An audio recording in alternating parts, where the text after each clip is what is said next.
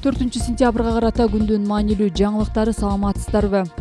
Депутат Масалиев ЖККнын алкагында Орусияга жардам берүүгө чакырды. Депутат Исхак Масалиев Жогорку кеңештин 4-сентябрындагы жыйынында жамааттык коопсуздук келишими уюму боюнча өнөктөш катары Орусияга жардам берүүгө чакырды. 2 жылдан бери Орусия менен Украинанын ортосунда аскердик аракеттер, ачык айтканда согуш болуп жатат. Бүгүнкү күнгө чейин ал биздин өнөктөш Орусиянын ички иши болчу. Биз нейтралдуу позицияны ээлеп турганбыз жана аны туура деп эсептейм, деди Масалиев. Депутат Орусияда 1 миллиондой кыргызстандык иштеп жүргөнүн белгилеп, акыркы айдан баштап бул өлкөнүн 15 аймагына ракеталардын учурулуп жатканына тынчсыздануусун билдирди. Ушул маселе боюнча терең изилдеп туруп, керектүү чечимдерге барышыбыз керек, деди ал. Августтун башында Украинанын куралдуу күчтөрү Орусиянын Курск облусуна кирип барып, ондогон калктуу конуштарын басып алган. Орусия Украинага 2022-жылы 24 февралда толук масштабтуу кол салган. Андан бери Украинада согуштук аракеттер уланууда. Борбор Азия өлкөлөрүнүн дээрлик бардыгы, анын ичинде Кыргызстанда нейтралдуу позицияны карманышаарын билдиришкен. ЖККга Кыргызстан, Беларусь, Казакстан, Армения, Тажикстан жана Орусия мүчө. Акыйкатчы: Нарында күйөөсү бычактаган келин буга чейинда үй бүлөлүк зомбулукка кабылган.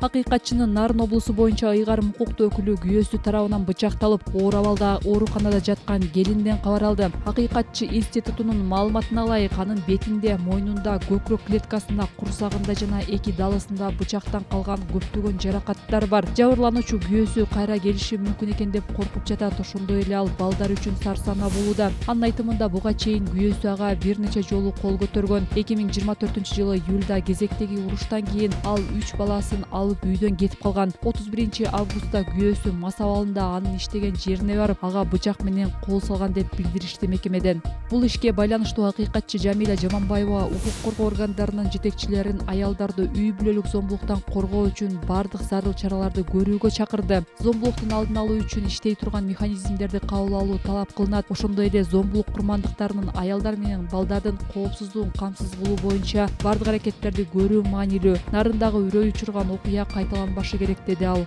41 жаштагы келинге кол салуу 31 августта Нарындагы 10 арча базарында жайгашкан ашканада болгон. Милициянын маалыматына ылайык, күйөөсү аялын бычактап, ал ооруканага жеткирилген. 42 жаштагы айыпталуучу кармалып 2 айга камакка алынган. Кол салуу боюнча бейбаштык максатта өзгөчө мыкаачылык менен адам өлтүрүүгө аракеттенүү беренеси менен кылмыш иши козголгон. Буга чейин ИИМ өлкөдө үй бүлөлүк зомбулук учурлары көбөйгөнүн билдирген. Мекеменин маалыматына ылайык, 2024-жылдын 4 айында үй бүлөлүк зомбулуктун 4767 учуру катталган. Бул өткөн жылдын ушул мезгилине салыштырмалуу 632 учурга көп. Башкы прокуратура акыркы 2,5 жылдын ичинде Кыргызстанда үй бүлөлүк зомбулуктан 34 аял каза болгонун билдирген. 11 журналисттин иши: сот 4 айыпталуучуну камакта калтырды. Бүгүн Бишкек шаардык сотунда 11 журналисттин иши боюнча кезектеги сот отуруму өттү. Шаардык сот апелляцияны канааттандырган жок. Ленин райондук сотунун чечими өзгөрүүсүз калды. Махабат Тажыбек кызы, Актилек Капаров, Айке Бейшекеева жана Азамат Ишенбеков 8 октябрга чейин ТИЗО 1де камакта болот. Темиров Лайфтын азыркы жана мурдагы 11 журналисти 16 январда кармалган. 9-уна башаламандыкка чакыруу боюнча айып тагылса, долбоор жетекчиси Махабат Тажыбек кызы менен журналист Актилек Капаров ошол чакырыкты уюштурууга айыпталган. Кийин сот кармалгандардын айрымдарын эч жака кетпөө тилкаты менен үй камагына чыгарган. Аталган иштин фигуранттары аларга коюлуп жаткан айып камакул эмес. Ыйман Нуров фракциясынын лидери болуп Динара Ашимова шайланды. Бул тууралуу 4-сентябрдагы Жогорку кеңештин жыйынында депутат Султанбай Айжигитов билдирди. Буга чейин аталган фракциянын мурдагы лидери Нуржигит Кадырбеков депутаттык мандатын өз ыктыяры менен тапшырган. Ага чейин ал 2019-жылга чейин бир канча жыл жетектеген Ыйман фондунун иши боюнча УКМКга күбө катары сурак берген. 51 жаштагы Динара Ашимова 2021-жылы Ыйман Нуров фракциясынан парламентке депутат болуп шайланган. 2022-жылдын майына чейин Жогорку кеңештин социалдык саясат боюнча комитетинин мүчөсү болгон. Ага чейин юридикалык компаниянын жетекчиси. 1997-жылдан 2015-жылга чейин Жалал Абад, Ош, Чүй облустарынын прокуратураларында, ошондой эле башкы прокуратурада иштеп, 1 май жана Ленин райондорунда прокурордун орун басары болуп эмгектенген.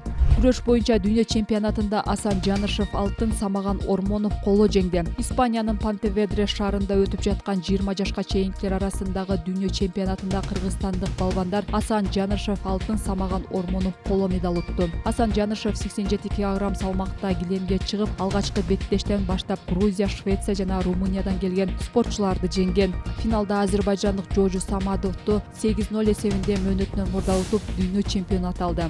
Ал эми 130 кг салмакта күч сынашкан Самаган Ормонов алгач чехиялык балбанды жеңип, жарым чейрек финалда ирандык спортчуга утулуп калган. Көңүл жубатуучу беттеште азербайжандык балбанды коло үчүн күрөштө армениялык спортчуну жеңди.